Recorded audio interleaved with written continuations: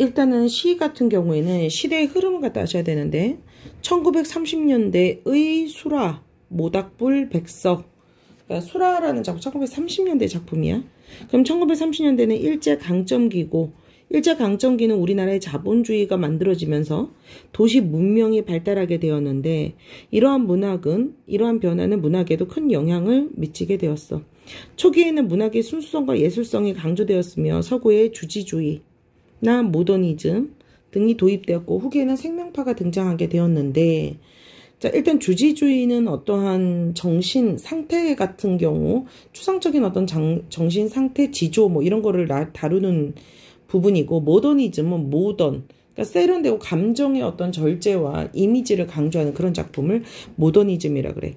근데 그 중에서 이제 수라는 가족 공동체의 유대, 민족의 전통적인 가치를 다루는 것 중에서 가족 공동체의 유대감을 만들어낸 게 수라야. 백석이라는 작가는 이런 가족 공동체의 가치를 다루는 작품에 대해서 많이 썼어. 왜냐면 일제강점기를 보는 여러 가지 시선이 있는데 일제강점기에 대해서 어떤 다른 사람들은 일본이 우리를 침략을 해서 일본이 우리의 어떤 문화를 다 수탈해가고 뺏어갔다 그래서 저항을 해야 된다라고 보는 작가들도 있었고 또는 일본이 우리나라를 침략을 했는데 나는 어떠한 일도 못하니까 자기 반성 내 잘못이다라고 이 윤동주처럼 자기 반성을 하는 그런 시인도 있었지만 백석은 뭐라고 생각했냐면 가족이 다 해체되고 사라진다. 가족의 어떤 끈끈함이 사라진다. 이렇게 많이 봤단 말이야. 그래서 백석의 수라의 느낌을 그걸 아셔야 돼. 그래서 핵심 정리를 보시면 다음 페이지 넘기면 자유시, 서정시, 일상적이고 경험적이고 감상적인 자기가 실질적으로 체험했던 어떤 이야기들을 많이 하는데 그 체험했던 경험은 자기가 생각하기엔 가족이라고 생각한 거야. 그래서 거미를 문 밖으로 쓸어버린 경험을 통해서 자기가 해체된 가족 공동체에 대한 슬픔과 가족에 대한 그리움을 표현을 해줬어. 특징 너무나도 중요해. 시적 대상을 사람처럼 표현했어. 시적 대상은 뭐지? 거미지. 거미를 사람처럼 표현해놨고 그 시적 대상에 대한 화자의 정서가 점층적으로 심화된다. 그럼 이 작품에서는 정서에 해당되는 부분을 잘 봐야 돼. 정서에 대한 해당 부분과 이 정서가 어떻게 변하는지 정서의 변화를 주목해서 봐야 된다. 그래서 행위는 거미를 문 밖으로 버리는 그런 화자의 반복적인 행위를 통해서 이야기가 전개되고 있다. 이 작품은 일상에서 맞이할 수 있는 사소한 어떤 사물, 즉 거미를 통해서 자신과 세계에 대해서 바라보고 있는 시로 우연히 반복적으로 일어난 사건을 통해서 화자가 거미에게 연민을 느끼는 과정을 보여주고 있는데 자, 이것은 무엇을 의미하느냐? 일제강점기라는 사회적인 맥락을 통해서 봤을 때 일제강점기에서 가족의 해체가 일어나고 있는 우리 민족의 어떤 가족 공동체가 깨져버리는 이런 참담한 현실을 아수라 또는 아수라장을 의미하는 수라, 지옥이거든. 불교에서 말하는 지옥을 뜻하는 지금 우리가 가족이 다 없어지는 조선의 현실이 일제강점기 조선의 현실이 수라다라고 말을 해주고 있는 거야. 자, 그럼 작품을 보면 수라, 아수라 제목의 뜻도 아셔야 되겠고 자, 거미 새끼 하나 방바닥에 날인 것을 자, 처음에 나는 어땠어요? 아무 생각 없이 그러니까 처음에는 내가 아무 생각 없이 문 밖으로 쓸어버린다라고 했어. 그러니까 나의 감정은 처음에 굉장히 무심했어. 자신의 행위에 대해서 전혀 죄책감을 느끼지 못하고 나는 아무 생각 없이 감정의 어떤 변화 없이 거미를 그냥 보냈어. 그렇게 감정 없이 보낸 나의 행위는 차다라고 자기가 평가를 내리는 거야.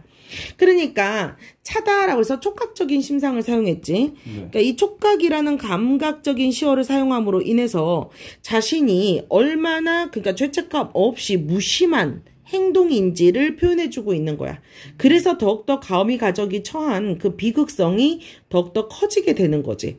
근데 언젠가 그래서 평안도 방언을 사용했는데 평안도 방언이라고 하는 건 평안도 사투리야.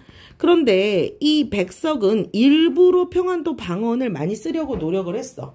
왜냐하면은 일제강점기에 우리말을 사용하면서 우리말을 시에서 사용하면서 우리말을 지키는 것이 또 우리말을 수호하는 것이라고 생각했던 시인이기도 했거든. 그러니까 일제강점기에 이런 시를 썼다는 시인들 자체가 아무래도 어떤 주제로 얘기해도 민족을 생각했던 그런 시인들인 거지. 그래서 일제강점기에서 자기의 어떤 민족, 우리 민족의 어떤 정체성을 찾기 위해서 방언을 이렇게 많이 썼어.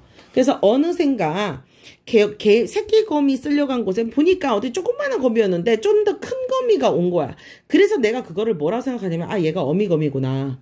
그리고 아까 전에 나간 게 뭐야? 좀 크기가 좀 더 작으니까 새끼거미였구나. 그래서 내가 이제 감정을 이제 느끼게 된 거지. 그래서 내 감정이 어떻게 됐어? 가슴이 짜릿하다라고 새끼를 잃은 어미거미의 슬픔에 대해서 공감을 하면서 화자의 정서가 변한 거야. 나는 그래서 그 큰 거미를 쓸며 문 밖으로 버리며, 자, 근데 버리게 했던 이유는 뭐야? 아까 전에 버렸던 그 거미 새끼와 만나게 해주면서 찬바퀴라도 자 새끼 있는 대로 가라고 하며 내 감정이 어떻게 짜릿해졌고 이제 어떻게 됐어? 서러워하게 되었지. 그러니까 처음에는 내 감정이 어땠어요? 차디찬, 아무 생각 없이 차디찼고 그 다음에 짜릿했고 그 다음에 서러워졌어. 이 감정의 변화에 이동이 된 거를 좀 다 보셔야 돼. 네. 네. 그래서 내가 이제 좀 반성하는 거지. 아무 생각 없었다가 짜릿했다가 서러워하게 된 거지. 이렇게 해서 아린 가슴이 싹기도 전에, 가라앉기도 전에 어디서, 자, 또 근데 어떤 애가 또 등장하게 된 거야? 어디서? 좁쌀만한 더 작은 애가 나왔어. 좁쌀만한 아래서 갓 깨인 듯한 발이 채 서지도 못한 무척 적은 새끼 거미가 이제 또 어디 반복적인 행위, 큰 거미 없어진 데 와서 아물거리게 됐어. 그러니까 내가 가족을 어떻게 해놓은 거야? 해체한 것 같지? 네. 그러니까 내 가슴이 이제 커져서 어떻게 되는 거야? 메어오는 느낌이 들어. 그래서 내 손에 오르기라도 하라고 내가 이제 어떻게 돼? 적극적으로 나의 마음이 변하게 됐잖아? 그래서 내가 손을 내어 밀어서 나한테 오라라고 얘기를 했지.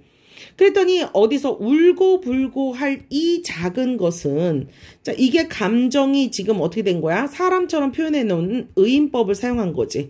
그러니까 이 작은 것은 생각해 보니까 가장 어린 작은 그 아들에 해당되는, 아들인지 새끼에 해당되는 것은 나를 무서이 달아나 버리며, 그러니까 내가 나의 그 차가움, 그 무심한 행동을 달아나 버리니까 내가 어떻게 돼? 서럽게 됐지. 그래서 내가 이 작은 것을 이제 내 감정의 상조에서 소중하게 생각하게 된 거야. 이 작은 것을 고이 보드란 종이에 받쳐서 또 문 밖으로 반복적인 행동을 하고 있어. 그러면서 이것에 아까 봤던 그 큰 거미에 해당되는 엄마나 누나나 형이 가까이 이것에 걱정을 하면서 쉽게 만나기만 했으면 좋겠다라고 하면서 나는 어때? 감정이 슬퍼한다라고 해서 감정이 이렇게 흘러가는 거야. 무슨 말인지 알겠어? 서럽게 했다가 슬퍼하게 된다. 그러니까 이렇게 감정의 무엇을 봐야 돼? 흐름을 좀 봐주셔야 된다라고 제가 말씀드렸어요. 네. 그래서 화자가 발견한 것은 거미 새끼와 큰 거미와 무척 작은 새끼 거미를 바라보게 있었고, 선을 내밀었던 까닭은 뭐냐면 연민의 감정을 느끼게 된 거지. 제목의 의미 꼭 읽어보셔야 되겠고요. 자기가 이렇게 무심하게 가족의 해체를 한 것이 아수라와도 같다. 그래서 화자의 정서의 변화가 좀 중요하다. 그러니까 정서의 변화만 좀 내용 나왔잖아요. 그쵸? 정서의 변화를 얘기해주고, 이 작품을 썼던 어떤 배경, 그리고 공간적인 배경과 그때 당시 시대적인 배경을 함께 얘기하면서 거미 가족의 처한 비극성을 강조하고 있다.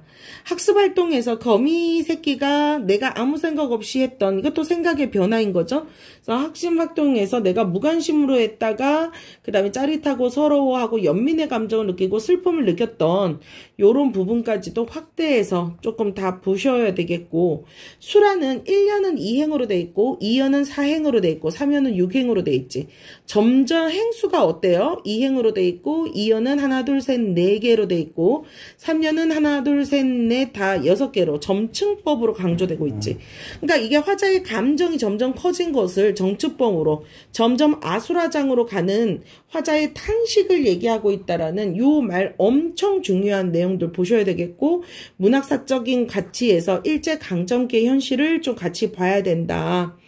그리고 시인의 소망은 무엇이냐? 얘네들이 쉽게 만났으면 좋겠다라고 해서 가족의 재회가, 문 밖은 가족이 버려진 공간이기도 하지만 춥고 위험하지만, 그렇지만 문 밖은 가족의 재회가 일어나는, 그래서 작가가 원하는 게 공동체의 회복이다 그래서 이런 얘기를 하고 있다라고 하는 것을 아셔야 됩니다. 그래서 수라 참고되어 있는 문제들 좀 많이 풀어보시고 그때 시대상의 어떤 특징들을 확인하시고 난 다음에 핵심 정리, 특징 다 정리해 보시고 유형별 문제 풀어보시고 질문해 주시기 바랍니다.